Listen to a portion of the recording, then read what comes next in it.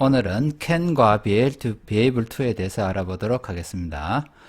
우리말로 무엇을 할 수 있다 두 개 다 이 can이나 be able to 모두 무엇을 할 수 있다라는 우리말을 갖고 있기 때문에 둘을 가끔은 이게 구별이 어려운 경우가 생깁니다. 실제 구별이 어렵고, 하지만 이 둘은 같은 뜻은 아닙니다.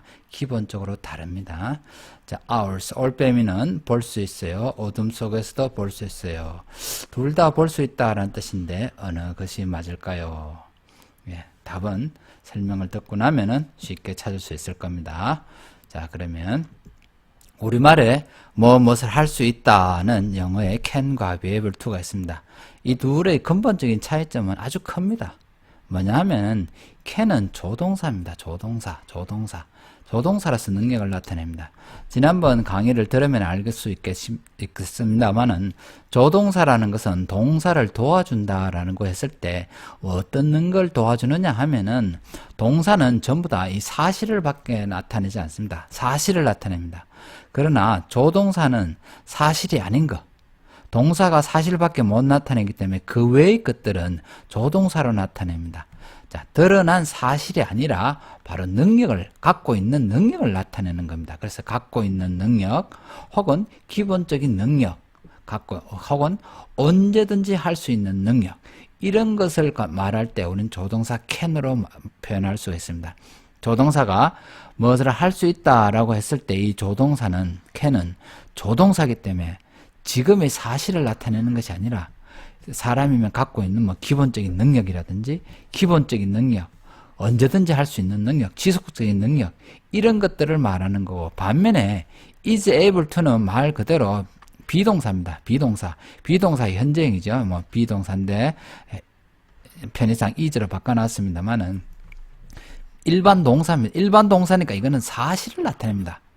능력이 아니라, 사실이 아니라, 조동사가 능력이라면 사실을 나타내는 게 사실이 아니라 능력. 예를 들면 이런 겁니다. 나는 수영할 수 있어. 이거는 능력입니다. 근데 실제 수영하러 가보면, 수영장에 가보면 할 수도 있고 못 할 수 있지 않습니까? 그래서 수영을 하는 것은 사실이 되죠. 할 수 있어는 능력이 되는 겁니다. 그래서 수영할 수 있다라는 말을 했을 때 실제로는 수영을 못할 수가 있기 때문에 수영할 수 있어라는 말은 능력을 나타내는 조동사로 표현할 수 있는 겁니다. 반면에 사실은 뭐냐면 수영한다, 수영했다, 이러한 것들을 말하는 겁니다. 그래서 is는 비동사이기 때문에, 이거는 일반 동사이기 때문에 사실을 나타내는 말입니다. 그래서 요거는 사실이 아닌 걸 나타내고 요건 사실인 걸 나타냅니다. 그러면 할 수 있다라는 말이 사실을 나타낼 때 뭘 말하느냐 하면은 변화된 현재 사실, 조동사가 지속적이고 기본적이고 변하지 않는 어떤 그런 능력을 말한다면 is able to는 현재 사실입니다. 변화된 현재의 사실, 현재 어떻게 됐느냐, 이런 걸 말하는 겁니다. 예를 들면 옛날에는 걸을 수 있는데 이제는 못 걷게 됐다든지, 이렇게 변화된 사실, 이건 현재의 사실 아닙니까? 다음에 일시적으로 할 수 있는 사실, 이런 것들은 전부 다 사실로 나타내는 것들입니다. 특정한 상황에서 할 수 있는 것들, 이런 것들은 전부 사실이 되는 겁니다. 그런데 실제로는 이 능력과 사실을 구별하기 어려운 경우가 많이 있습니다.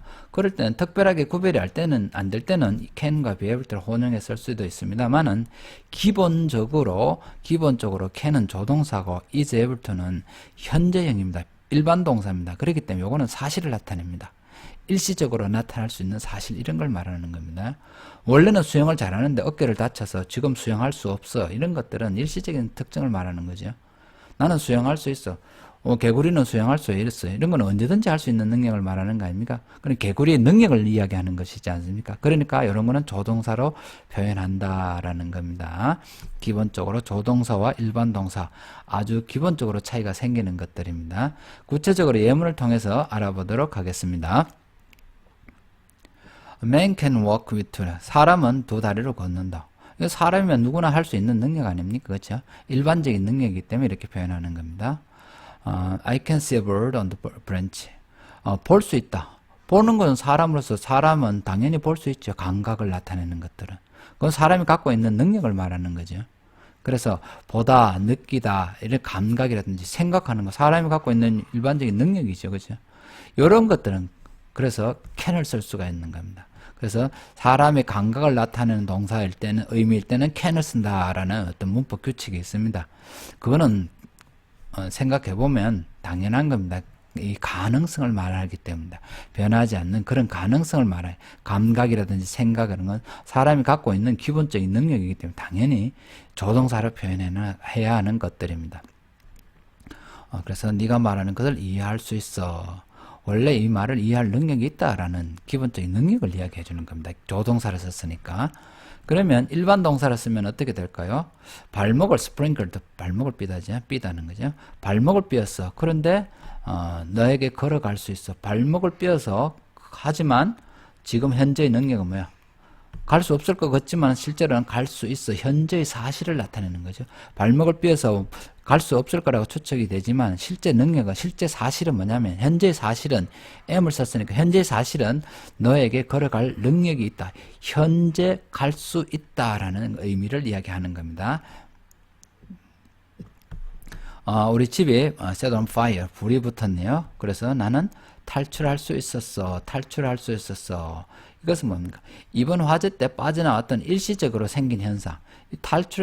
탈출했다라는 것은, 이것은 과거의 사실을 나타냅니다. 탈출할 수 있었다라는 과거의 사실을 나타냅니다.